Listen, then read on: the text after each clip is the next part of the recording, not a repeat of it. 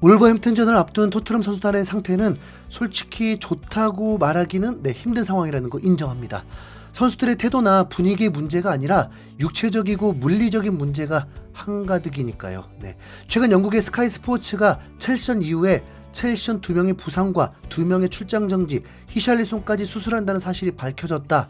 토트넘의 결장 명단이 점점 쌓이고 있다라면서 현재 토트넘 1군 선수들의 상황을 정리했는데 페리치, 솔로몬, 세세뇽, 벤 데이비스 이외에도 5명의 선수가 추가되면서 총 9명의 선수가 울버햄튼전 결장이 확실시된 겁니다.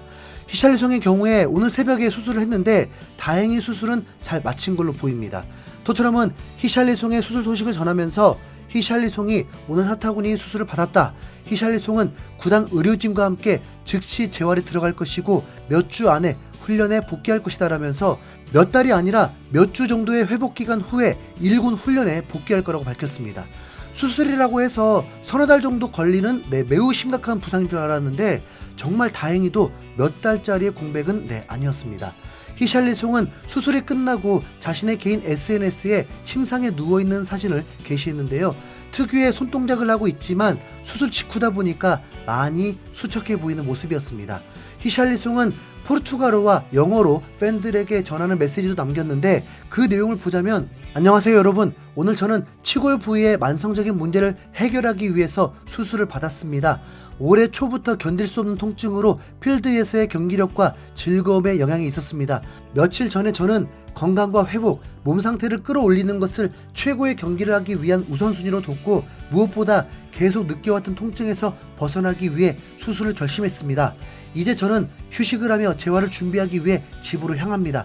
인생에서 가장 사랑하는 축구를 하지 않으면 힘든 나날이 될 것이라는 건 알고 있습니다. 그러나 건강을 계속 소홀히 여기는 건 제 자신과 클럽, 대표팀에 대한 도리가 아니겠죠. 조만간 100% 회복하고 돌아와서 앞으로의 도전을 준비하겠습니다. 라면서 오랫동안 고통을 참아왔던 속내를 밝히면서 수술을 한 소감을 솔직하게 털어놨습니다.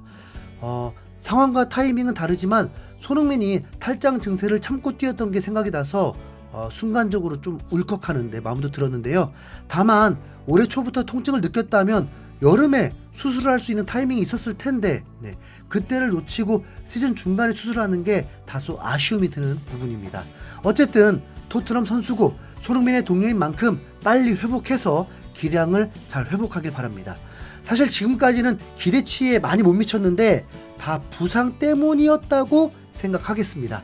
잘 회복해서 복귀해서는 핑계 없는 걸로. 그리고 반더벤에 대해서도 소식이 있었는데 일단 수술은 하지 않을 수 있다는 전망입니다. 영국 이브닝 스탠다드의 댄 킬패트릭 기자는 미키 반더벤은 햄스트링 수술을 받지 않아도 될 것으로 보인다. 그러나 얼마나 결장할지는 아직 확실하지 않다라면서 아직 정밀 스캔을 진행하진 않았지만 수술까지는 가지 않을 거라고 전했습니다. 영국의 텔레그래프 역시 마찬가지로 수술을 안 할 수도 있다는 내용에는 동의했지만 결장 기간은 꽤 길 거라고 예상했습니다. 토트넘은 반더벤에게 수술이 필요 없기를 바라고 있지만 부상으로 장기 결장이 불가피할 것 같아 우려하고 있다.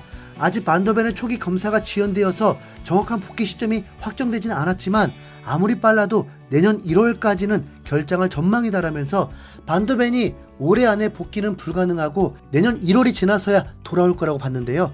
하지만 이 모든 것은 아직 추측에 불과하고 영국 시간으로 금요일에 예정되어 있어서 정확한 정보는 그때가 지나야 알 수 있습니다. 또 다른 매체에서는 몇 달짜리가 아니라 반더벤도 몇 주 안에 회복할 거라는 말도 있어서 정밀 검사를 기다려봐야 알 듯합니다. 스포츠 전문 매체인 디 애슬레틱에서는 반더벤의 과거 부상 이력을 언급하면서 아직 회복 시기가 나온 것은 아니지만 반더벤은 작년 2월 볼프스부르크 시절에 비슷한 부상을 당해서 10주간 결장했었다라면서 이번에도 2달 반 정도의 기간을 암시했죠. 이 매체도 수술이 필요 없어 보인다는 건 같은 의견이었으니까 그건 다행이네요. 정말 표정과 부상 리액션으로 봤을 때는 시즌 아웃 같은 모습이었습니다. 그때 실시간 응원하면서도 진짜 하늘이 무너진 것 같은 기분이었던 거 끔찍합니다.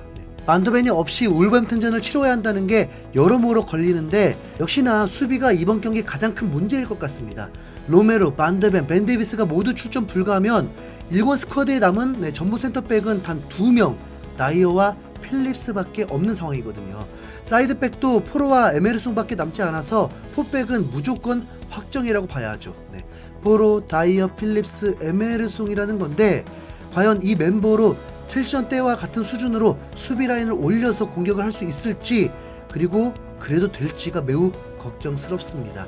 물론 첼시전에서 9명으로도 몰아붙이는 모습은 감동적이었고 감탄할 만한 경기가 맞습니다. 실제 첼시의 승리를 예상했던 밉상 패널 아스날 레전드 폴 머슨조차 경기가 끝나고 토트넘 선수들은 모든 것을 다 바쳤다, 홈에서 첼시에게 4대1로 대패를 당했지만 팬들은 여전히 경기장 밖에서 박수를 보내고 있었다라면서 선수와 감독, 팬들까지 하나가 된 경기에 감명을 받았다고 밝힐 정도였으니까요. 스카이 스포츠가 제공하는 자료에 따르면 토트넘은 팀 전체 스프린트에서 1위였고 그 중에서도 손흥민은 리그 전체 2위, 다음으로 클루셉스키가 리그 전체 3위로 엄청난 전방 압박을 자랑하고 있었습니다. 상대 수비 진영에서의 압박은 총 880회로 리그 전체에서 1위인데 이 중에 손흥민이 236회를 담당하면서 리그에서 단독 1위를 기록했습니다. 그만큼 전방 압박을 세게 한다는 건데 그러나 울버햄튼전에서까지 그러기에는 분명 쉽지 않은 상황이라 조치가 필요합니다. 나이어의 느린 속도를 바꿀 수는 없으니까 2005년생 만으로 18살 센터백 필립스에게 다이어 목까지 맡으라는 건데 그건 좀 불가능하죠. 울버햄튼전을 앞두고 공개한 훈련 영상에서는 선수단 분위기가 전혀 우울하진 않았습니다. 시작부터 손흥민과 사르가 장난을 치면서 다운되어 있지 않고 쾌활한 모습이었는데요. 너무 부담스러울 정도로 스킨십이 세죠. 그리고 간간히 못 보던 선수가 계속 영상에 비춰졌는데 바로 이 선수가 애슐리 필립스라는 선수입니다.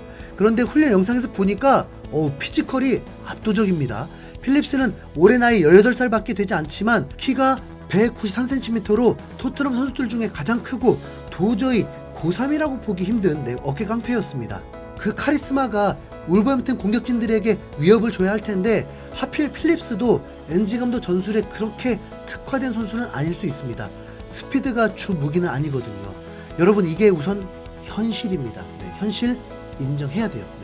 엔지 감독이 나이어 필립스를 데리고 어떻게 할지 정말 궁금하긴 합니다. 훈련 영상에서는 출전이 불가한 로메로와 우도기도 같이 훈련을 했습니다. 토트넘 분위기는 좋았습니다. 그리고 현지 팬들 분위기도 전혀 위축되지 않았습니다. 한국 입장에서 황희찬의 골도 필요하긴 해서 그냥 피 터지는 골 싸움 됐으면 하는 바람은 있습니다. 잠깐 다른 얘기로 풋볼 런던에서 손흥민의 인터뷰로 엔지 감독에 대한 내용을 전했는데 지금 단계에서는 새로운 것들을 배우지 못할 것이라고 생각했다. 하지만 포스테코글루 감독이 도착하자마자 나는 아직 학생이라는 걸 깨달았다. 나는 31살이다. 힘든 시기를 겪기도 했다. 하지만 그는 이미 감독으로서 그리고 한 사람으로서 나에게 엄청난 영향을 미쳤다. 그는 축구뿐 아니라 인생에 관한 조언도 해준다. 우리는 포스테코글루 감독과 함께 기쁘다. 정말 특별한 사람이다. 특히 그의 경기 전 연설은 믿을 수 없는 수준이며 경기장에 나서서 포스테코글루 감독과 토트넘을 위해 모든 것을 바치고 싶게 만든다라면서 엔지 감독을 엄청나게 극찬하면서 전폭적인 신뢰를 보여줬습니다. 같은 마음이 되어야겠죠. 엔지 감독의 마법 같은 전술을 기대해 보겠습니다. 혹시나 실패하면 돌아올 때까진 내려앉자 그냥. 이상 흰수염고래였습니다. 감사합니다.